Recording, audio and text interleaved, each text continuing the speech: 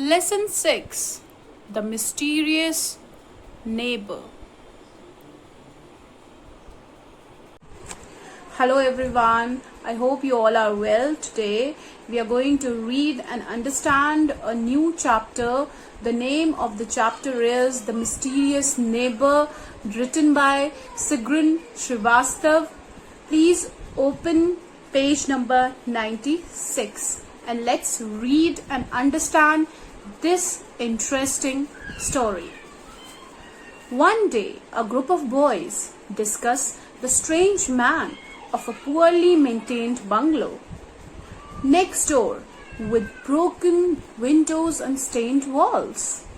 They make guesses as to what the man could be like before deciding to enter the mysterious house, whose back door is always unlocked. The truth, however, is something none of them expect. Read this story to find out how we often form opinions about people based on how they look, talk, or behave. Let's read further what happens next in the story. Reading. We were sitting on top of our garden wall, legs dangling, feeling bored. Sweta Agrawal said, "This chap is horrible. Look at the state of his house. Disgusting." We stared across the wall at the old man's tiny bungalow, which was falling apart, with broken windows, the paint on the stained walls cracking and peeling off at many places. Let's now understand these two paragraphs in detail. The whole story centers around the group of boys who are suspicious about their neighbor. One day, the boys were sitting on top of their garden wall. Their legs were swinging loosely, and they all were feeling quite bored. Sweta Agrawal cried out, "This man is horrible. Look at the condition of his bungalow. It is so disgusting." Listening to this, all the boys stared at the old man's bungalow, which was in a bad condition. The windows of the bungalow were broken. It had stained walls that were cracking and breaking at many places. Reading. "It hardly looks like a house," piped little Prem. "I don't like the man," stated Rinku Talwar. "I said, I think he is poor and doesn't have the money to repair the house." "Poor," cried Rinku Talwar. "Poor? That greedy glutton? He buys 6 rasmalais every day from the sweetmeat shop." Since the house was in a very bad condition, little Prem spoke that it doesn't even look like a house anymore. And Rinku Talwar stated that he doesn't like the man at all. I said, I over here is the narrator of the story. So the narrator said, "I think he is poor. The man is poor and he doesn't have money to maintain the house." "Poor," cried Rinku Talwar. Then Rinku gave his opinion that poor, he is not at all a poor man. That greedy man who every time requires something good to eat buys 6 rasmalais every day from the sweetmeat shop. So according to him, he was not at all a poor person. Reading. "Every day," he repeated, "for the last 3 years. Sick," said Sweta Agrawal. "That fellow must be mad." "He is mad," agreed RK, my brother, lowering his voice to a whisper, telling us to draw closer. "He doesn't lock his back door. I have watched him for the last 3 weeks. From my window, I can look right down into his backyard. Rinku Talwar repeated that he has seen the man buying rasmalais for the last 3 years. Then Sweth Agrawal gave his opinion and said that he is a sick man. He must be mad. He must be a mad fellow who is buying rasmalais every day. So then he is mad, said RK, lowering his voice to a whisper. Means he just spoke in a very low voice. He whispered and asked everybody to come closer, and he whispered that he doesn't even lock his door. He has seen him not locking his door. Okay, because his backyard is clearly visible from his window. So from there he sees him not locking the door. And he has been doing this for the last 3 weeks. He leaves the door open day and night. Day and night? Asked little Prem, shocked. Isn't he afraid of burglars? I don't know, my brother shrugged his shoulders. One day I saw a man entering by the back door, a filthy looking fellow. He was carrying some bags under his arms. RK further added that the foolish man doesn't lock his door. He keeps it open day and night. Little Prem was quite shocked to know this. He then said, he isn't afraid of thieves, is he? Then the narrator's brother raised his shoulders and replied that he doesn't know anything about it. One day he saw a dirty man entering his house from the back door.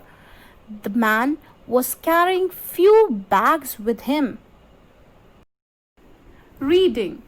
Maybe he's a smuggler, cried Rinku Talwar. I have an idea. Let's go and check if the door is open. We stared at him aghast. What an idea, I thought. We couldn't do that. Come on, Rinku, urged. The old man won't be back until 5. What are we waiting for? We were off the wall in a few seconds. Rinku Talwar cried out that he might be a smuggler. He then suggested everyone to go to his house and check if the door is still open.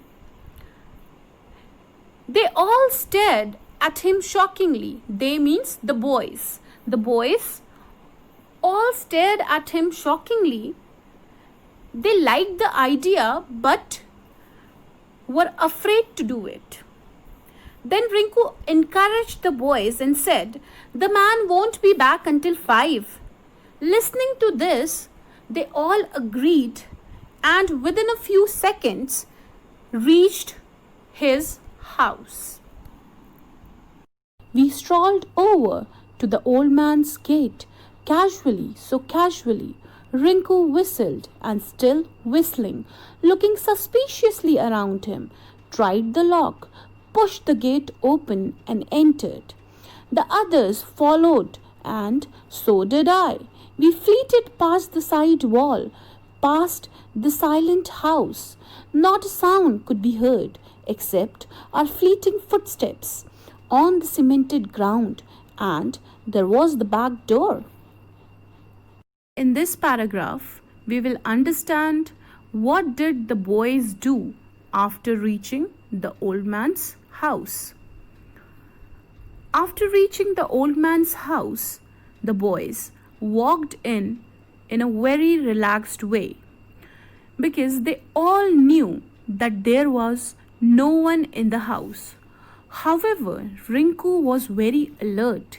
He kept whistling and was looking around suspiciously. However, no sound could be heard other than the boys' footsteps. They all cautiously took support of the side walls and finally were at the back door. hanging on worn-out hinges, its handle broken.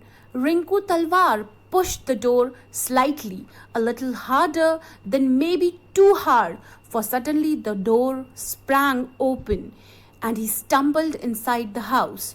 The first room we entered was empty. A few brass pots and vessels lay scattered in one corner. A bicycle on deflated tires leaned against the wall. Now all the boys were at the back door where they could see the door's hinges were quite damaged and had very weak support. Rinku at once pushed the door harder and the door suddenly opened and he tripped into the house. The first room the boys entered was empty, but there were a few brass pots and vessels kept in a corner and a bicycle that had no air in its tires was leaned against the wall. The air in the room was stale but didn't stink. We tiptoed into the next room, looking stealthily around us. The curtains were drawn and the room was dark, yet we could see that it was almost bare. A bed stood by the window, covered with a rough cotton blanket. On the table was a shining brass tray, looking so weird on the old stained tabletop. The room where the boys were was quite musty, but it was not stinking at all. They quietly went inside the next room, looking cautiously around. The room's curtains were drawn and it looked very dark that the boys could hardly see. The room was almost empty but had a bed covered with a rough cotton leaned against the wall. And there was a shining brass tray kept on the table that had stained tabletop. And on it stood a glass of water and a stainless steel bowl covered with a plate. "Hey," joked Rinku, "that's for us." He had reached the table and lifted the plate. There were, swimming in thick, creamy milk covered with pistachios and silver foil, were 6 pieces of rasmalai. We stared down at them and then gazed at each other. A glass of water and a bowl covered with a plate was also kept on the table. Rinku joked and said that the bowl has been kept on the table for them. When he lifted the lid of the bowl, he saw mouth-watering 6 pieces of rasmalai that were swimming in thick creamy milk. They all stared at the sweets and then gazed at each other. Reading, Rinku Talwar laughed. "Hey chaps, enough for all of us," and he dipped his finger into the bowl. My brother nudged his hand, pushed him aside and said, "Leave them alone, Rinku." Then he pointed to a piece of paper, stained and yellowed with age, standing up against the glass. "What is that?" asked little Prem. "Read it."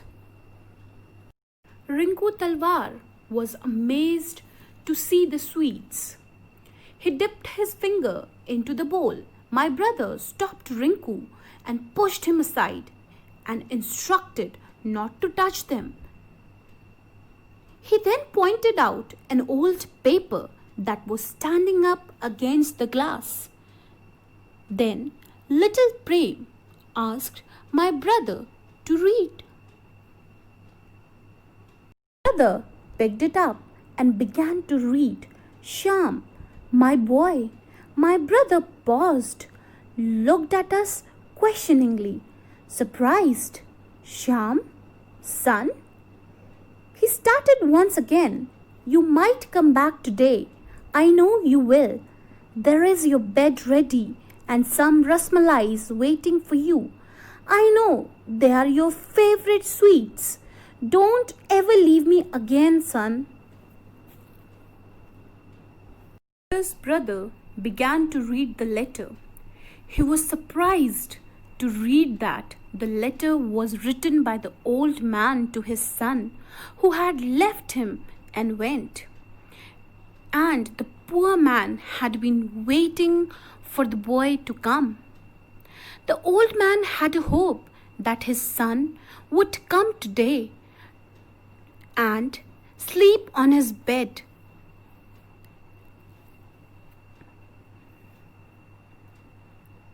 Also eat his favorite sweets. The poor man was requesting his son not to leave him ever again. My brother stopped reading.